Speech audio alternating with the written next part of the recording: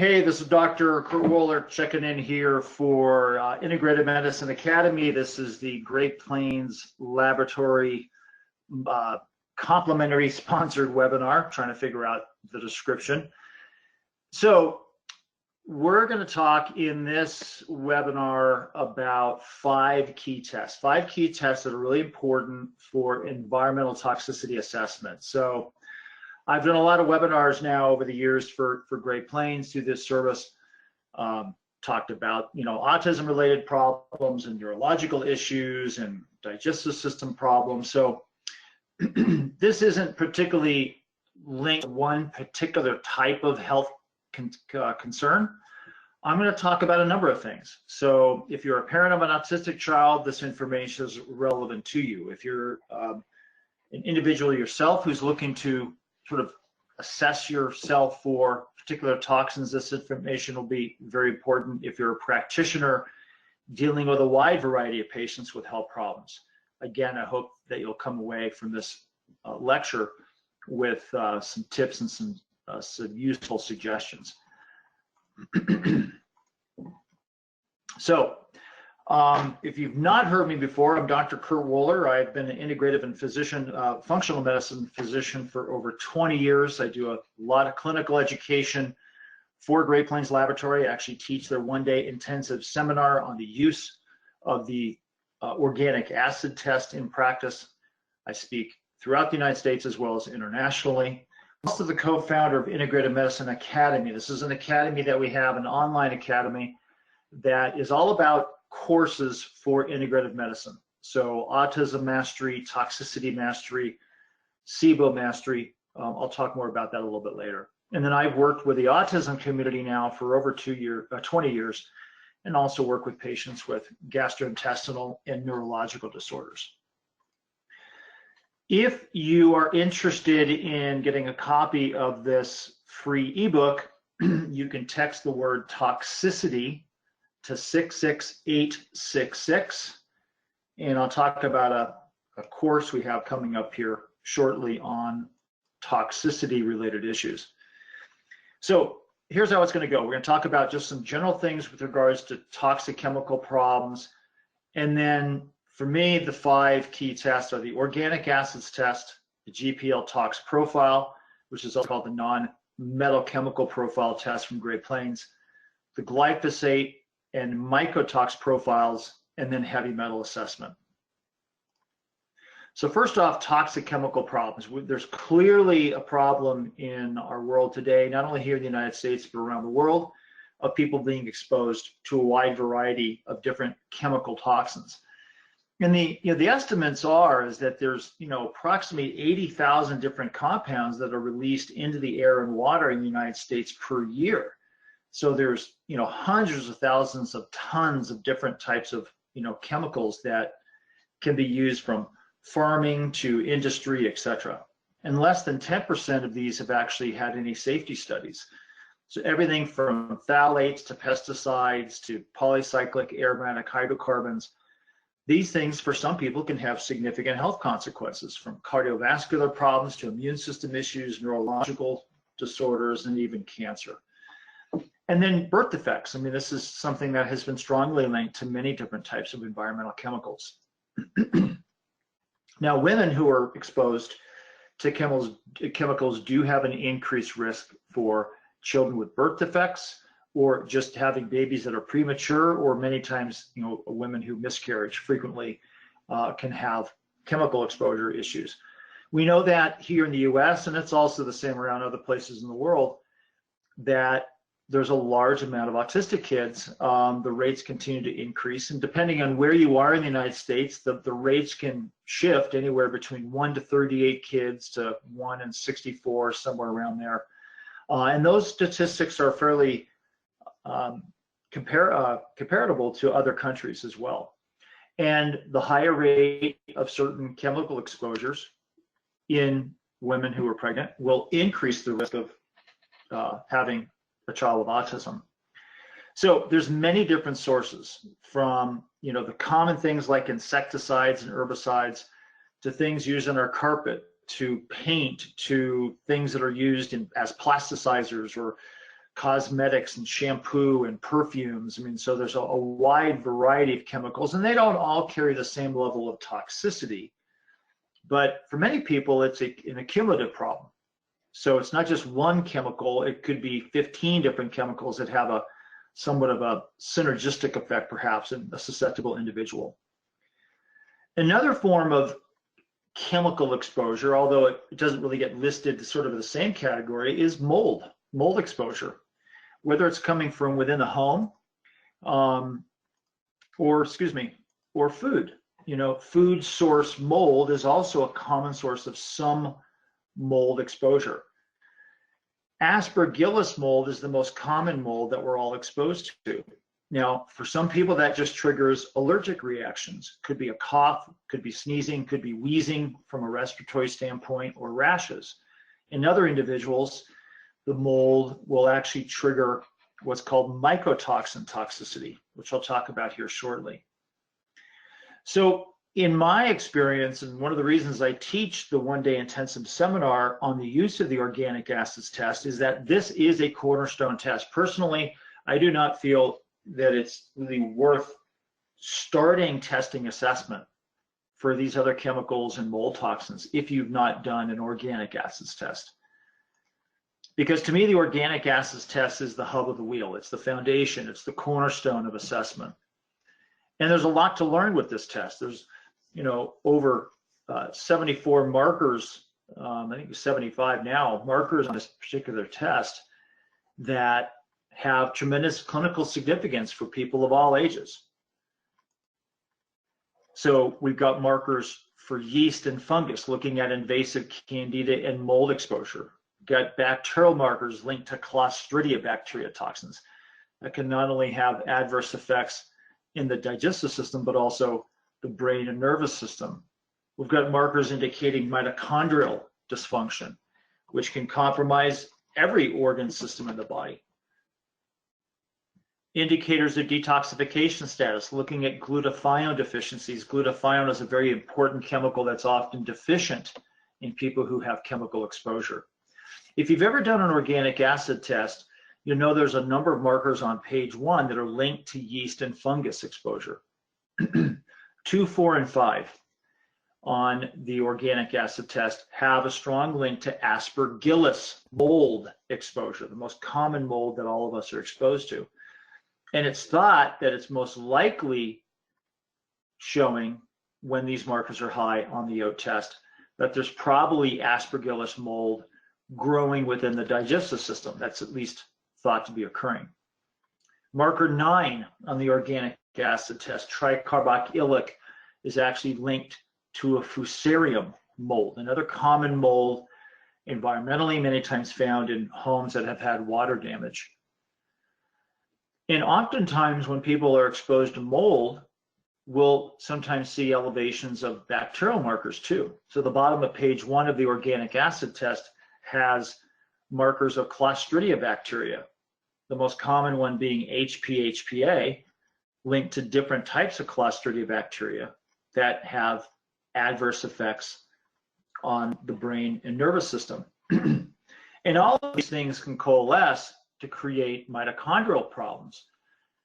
Page 2 of the organic acid test has a number of markers that indicate mitochondrial damage, or what's called mitochondrial dysfunction.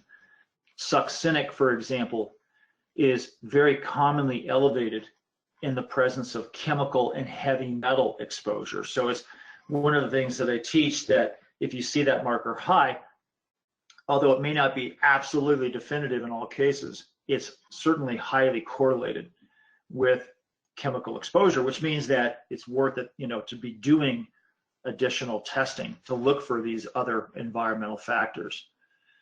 Now, mitochondria are critically important because mitochondria play a role in cellular metabolism. They play a huge role in liver function, brain and nervous system function, immune function as well. And these are the organelles, these little systems within our cells that produce the energy currency chemical ATP that our body needs to run. And in fact, if we don't have enough ATP, our detoxification capacity is going to be compromised. And if we don't have enough mitochondrial activity, then metabolic metabolism throughout the body is going to be compromised. And one of the things that gets compromised by mitochondrial dysfunction is glutathione production. We actually need ATP to produce glutathione. And as we turn that around, we actually need adequate amounts of glutathione to actually protect our mitochondria. The citric acid cycle is one component of mitochondrial activity. Succinate, let me get a different color pen here. Succinate, also called succinic acid, is a key component of citric acid cycle metabolism because it's linked to what's called the electron transport chain, part of our mitochondria that produces the bulk of ATP. So something that damages the citric acid cycle could compromise our succinic acid, which then compromises our electron transport chain, which then compromises ATP production. And then that compromises just cellular metabolism and all of the beneficial factors that happen through, or should happen, through energy production throughout the body. So there's a lot of things that can impact on mitochondria, from nutritional deficiencies to mold toxins to metals to chemicals, and then gut-derived toxins from fungus and Clostridia. An organic acid test helps us to identify that. Glutathione deficiencies. Glutathione deficiencies are common from various chemical exposures. We have to have robust levels of glutathione in order to protect ourselves, as well as be able to detoxify substances out of our body. The organic acid test has a number of markers that are linked to glutathione status, particularly pyroglutamic, for example. If the pyroglutamic marker is elevated, it will indicate a deficiency of glutathione. Succinic, again, has a strong link to chemical exposure.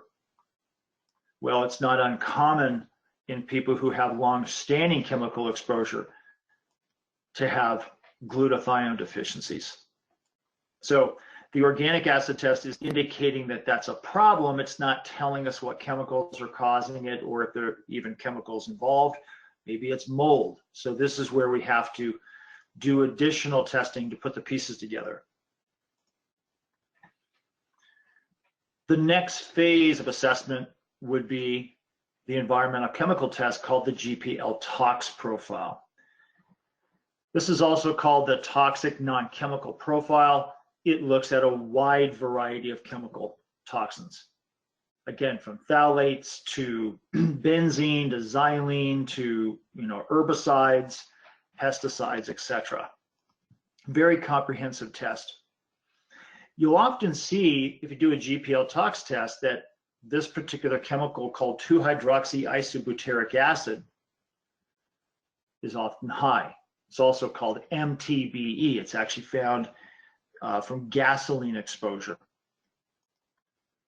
And it's a neurotoxin. It can be toxic to the nervous system, toxic to the central nervous system, peripheral nervous system, cardiovascular system, carcinogenic in animal studies. As you can see, in this particular person, the level is extremely high. So unfortunately, it's a very common chemical.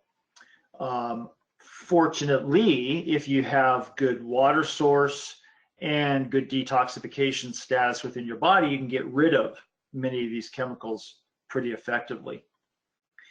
Another chemical that is commonly elevated on the GPL-TOX is something called 1,3-butadiene. I often see it elevated in kids, particularly kids who play a lot of sports, because many of the synthetic sports fields here in the US anymore are these synthetic grass. They have this little rubber beads that make up the turf surface. It can also be linked to cardiovascular illness and compromise nervous system function too. Watch out for perchlorate. if you or anybody that you're associated with is suffering with low thyroid function, it may be, I can't say caused in all cases, but a contributing factor could be perchlorate exposure.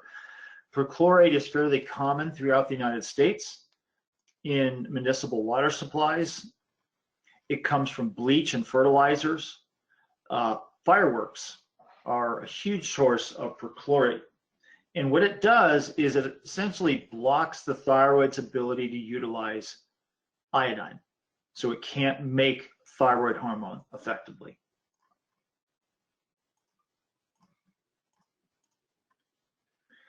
Organophosphates, dimethylphosphate, diethylphosphate are serious problems. These are strong neurological toxins. Children who are exposed to organophosphates often have learning difficulties. They have poor reflexes. They have a higher risk of developing attention problems, behavioral issues. Children with autism who are exposed to these particular types of pesticides like chloropyrifos, which is a organophosphate, many times will have poor behavior, poor attention, poor focusing, poor language development.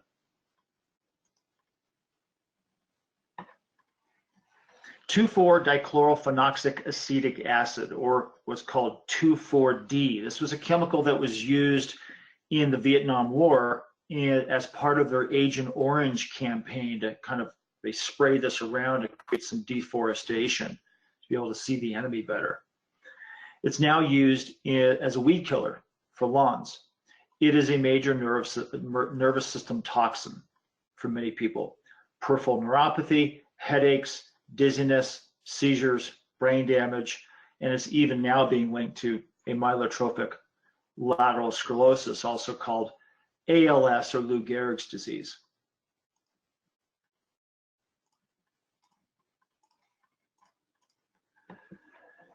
It is now also being combined with glyphosate. Okay, so it's a compound that here in the United States is fairly common to be exposed to. Glyphosate is one of these compounds that has been around a long time, and there's a lot of places in the world that are now heavily exposed to glyphosate. It's used on genetically modified food, so corn, cotton, soy, for example. And one of the things about glyphosate is that it actually inhibits the way certain plants utilize nutrients for growth. It's also used on plants to kill the remaining green parts, so it's used as what's called a desiccant. So there's a lot of different types of plants that can be exposed to glyphosate. And the World Health Organization in 2015 really put glyphosate out there as a probable carcinogen in animal studies. And there has been some recent, evidence now from lawsuits where things have come out where it's, glyphosate is being linked to different types of cancers, non-Hodgkin's lymphoma, for example. And the use of glyphosate here in the United States has gone up significantly since the mid-90s. This particular slide ends at 2012, but you can look at the different crops from corn to soy and their exposure rates to glyphosate.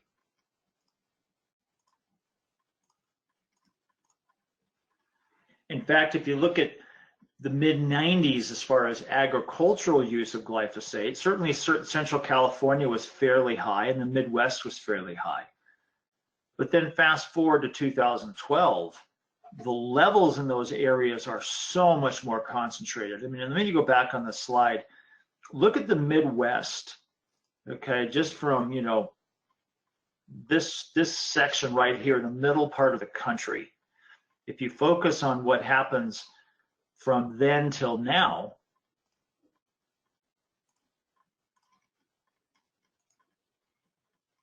I mean, it's unbelievable. And that's as of 2012.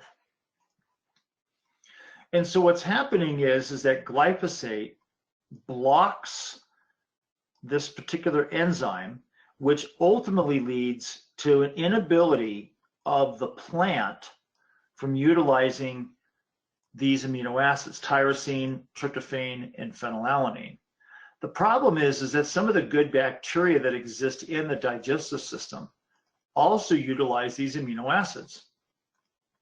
And a lot of studies are now showing that in an individual who's exposed to glyphosate long-term, there can be a disruption in the microbiome, this ecosystem of the gut, where we're getting a ratio shift between beneficial to harmful bacteria to where all of a sudden we're starting to get more pathogenic bacteria like Salmonella and Clostridia over the good guys.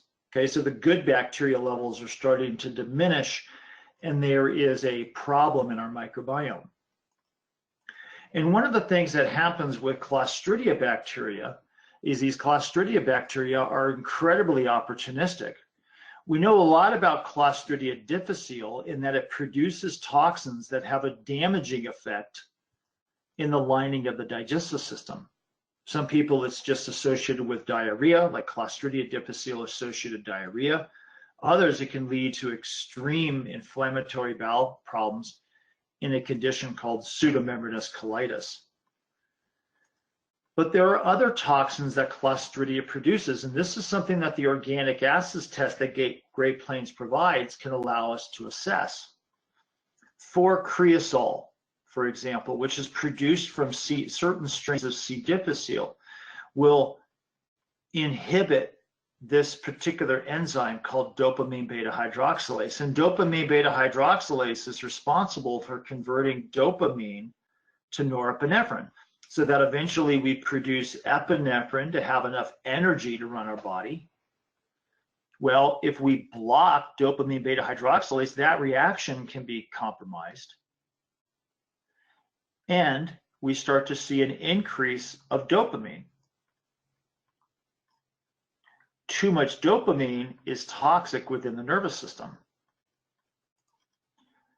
Other Clostridia bacteria produce a compound called HPHPA. HPHPA as well inhibits dopamine beta hydroxylase, leading to an increase of dopamine.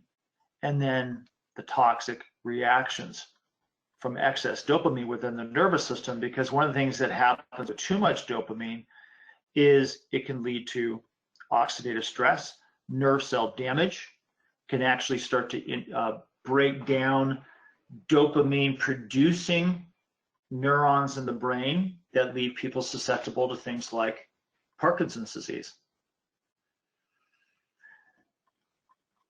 Another area of assessment that needs to be considered is heavy metal exposure, from arsenic to lead to cadmium to mercury.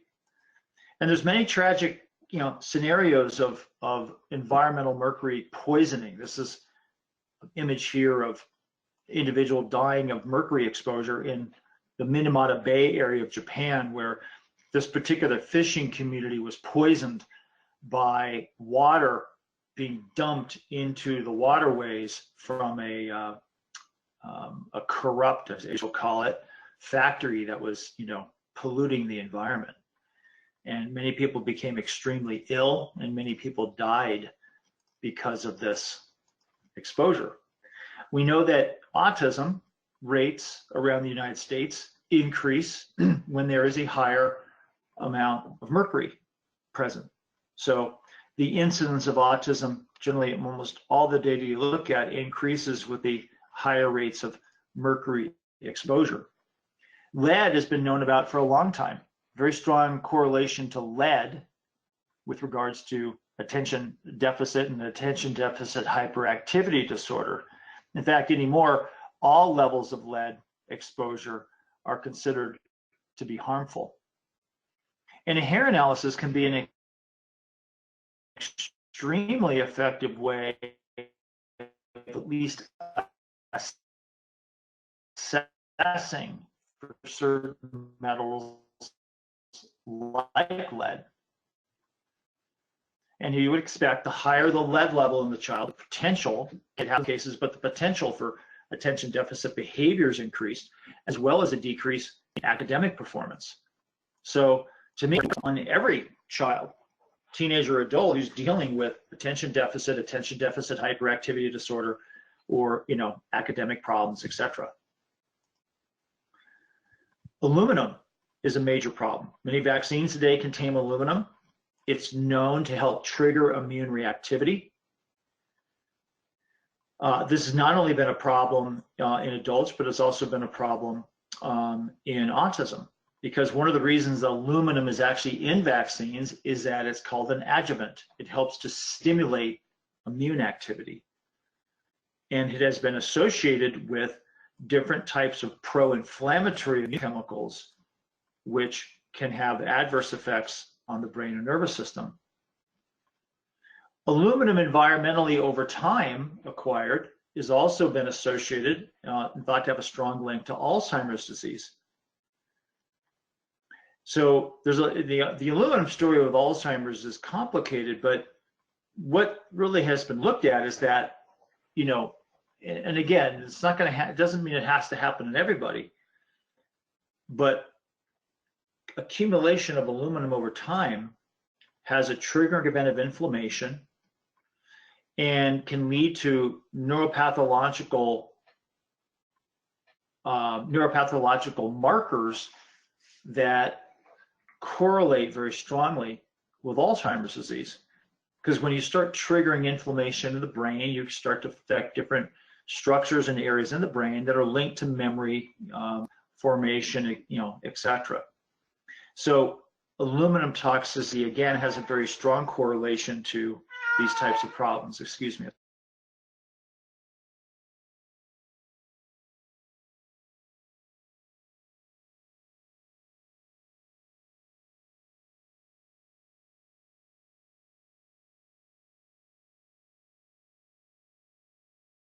Apologize for that. I was at a home office today. I didn't realize our family cat was in the room. Okay. Other metals, mercury being strongly linked to certain forms of cardiovascular disease, antimony, arsenic are also sources of heavy metals that in select individuals can be problematic.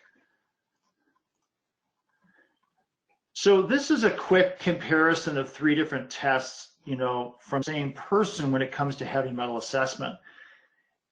One of the things that the stories behind metal exposure is that there isn't one specific test that gives us absolute levels of heavy metals in the body. And this has always been the challenge, is that there's not that one test that will do that. You can do a blood test, and unless there's been recent exposure, the blood levels may not be that high, which is exactly what's happening here.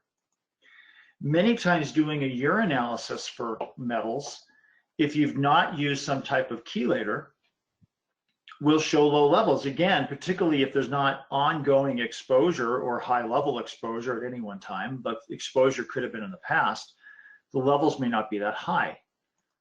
But a hair analysis is pretty reflective, and because it gives an indication of past exposure that has been stored up in the body over time. But one take-home message here is that whether it's blood, whether it's urine, whether it's hair, it's only indicating exposure.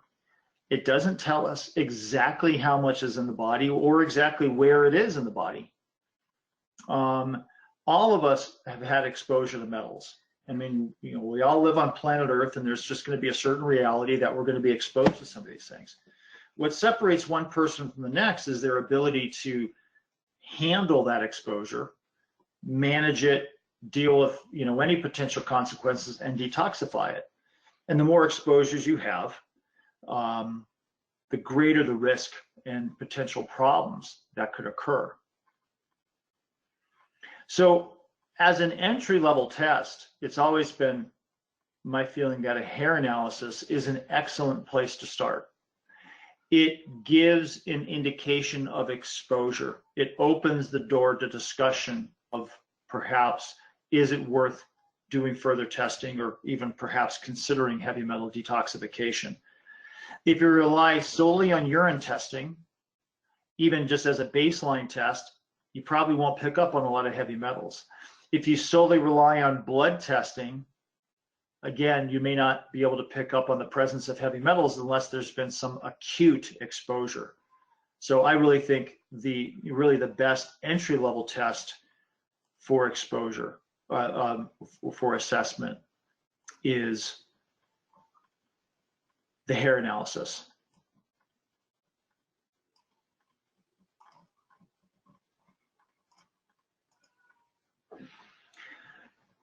Mycotoxins are now another test that we can look at, another thing that we should consider with regards to environmental exposure.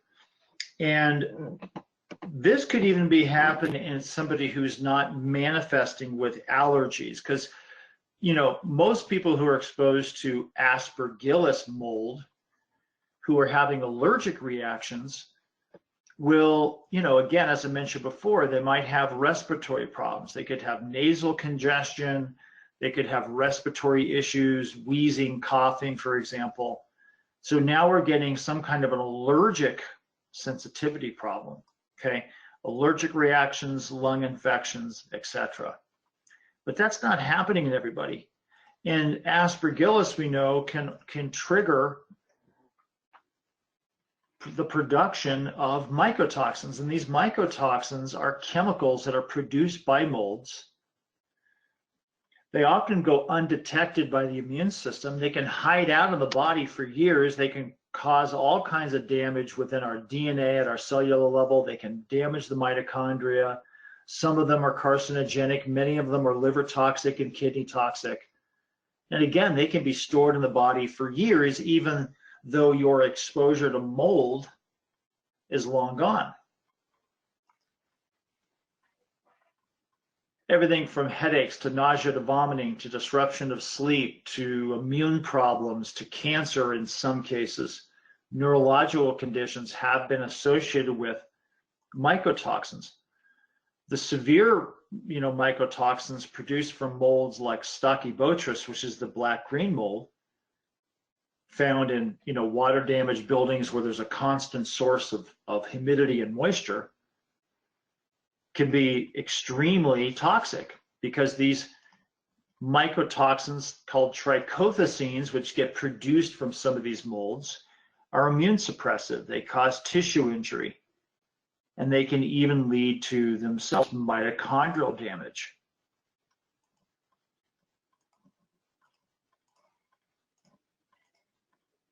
Aflatoxin, a toxin produced by Aspergillus mold. It's carcinogenic. It can damage the liver. The only way to know if aflatoxin is present is you have to do the mycotox profile. You can't assume that these toxins are present just because you did an organic acid test.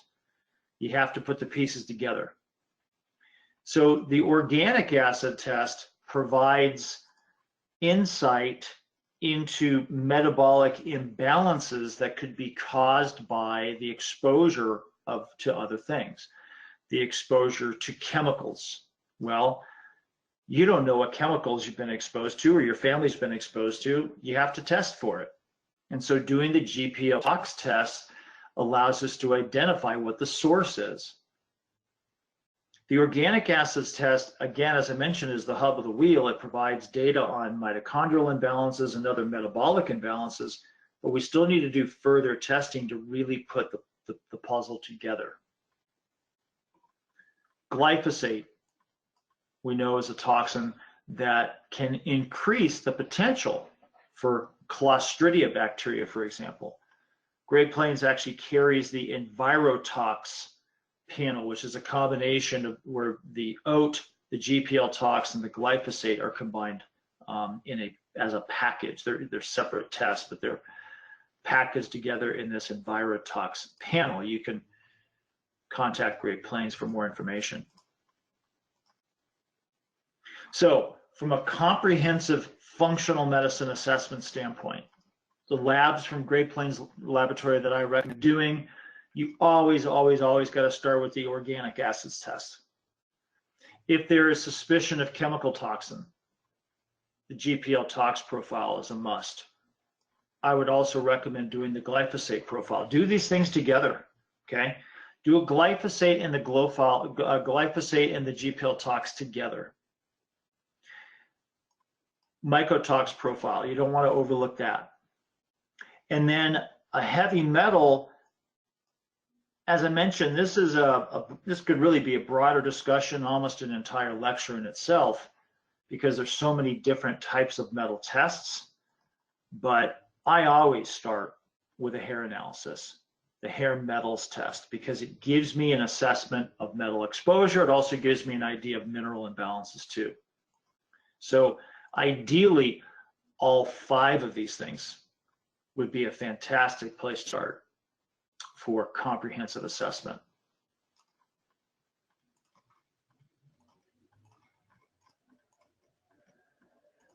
Now, there's a website, LabTest Plus.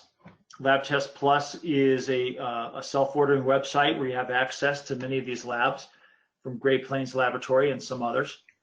And all 5 of these lab tests are available through LabTest Plus. And when you order through LabTest Plus, there's a written review that comes with each lab test, and then what are called action step suggestions based on some of the markers. You can go to labtestplus.com for a more complete list of labs available.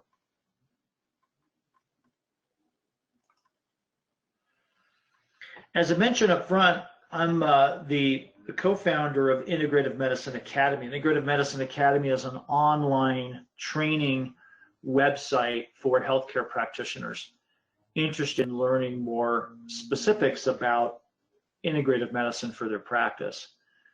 And we have a number of different courses. The Autism Mastery course is one of the most, I believe, the most comprehensive biomedical autism course available. We have a SIBO course, hormonal courses as well. And we have a specific course called Toxicity, or what's called Toxicity Mastery course. And the Toxicity Mastery course is a very in-depth course that goes through all of the testing that we just talked about, but in a much greater detail. We go through the organic acid test and layer in information about chemical toxins, mold toxins, mitochondrial dysfunction. We go through the GPL-TOX profile. We go through the different heavy metal tests. We have 2 separate modules just on mold toxicity and mycotoxin assessment and treatment, and then a variety of different treatments, from sauna therapy to ion cleanse to chelation therapy to supplements, protocols, etc. So for more information about the Toxicity Mastery course, you can go to toxicitymasterycourse.com or email to toxicitymasterycourse@gmail.com. All of our courses you take with successful completion of the course, including passage of the course exams, you get a certificate of completion, and then CMEs are also available where applicable. The next course for toxicity starts live this Monday, July 29th. So there's an early bird discount available, still in effect. If you're interested in this topic, this course is very, very comprehensive.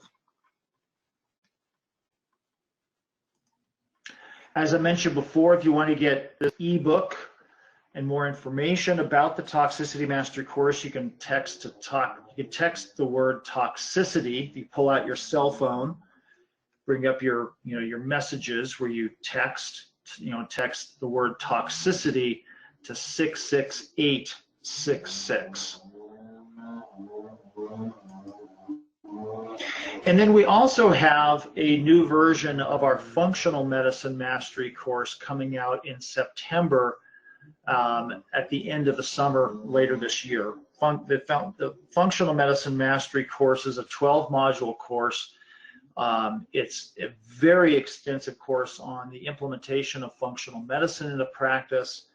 It is considered to be a beginner's course in functional medicine, but it's much more comprehensive than any other functional medicine course that is available. Excuse me.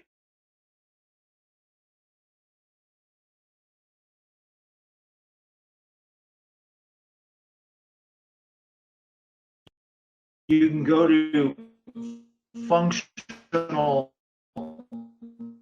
medicine mastery course.com for more information about this particular course. And then I'm always available for private consultations through my private practice. The best place to reach us is through the email here at stmedicine. Feel free to reach out to us.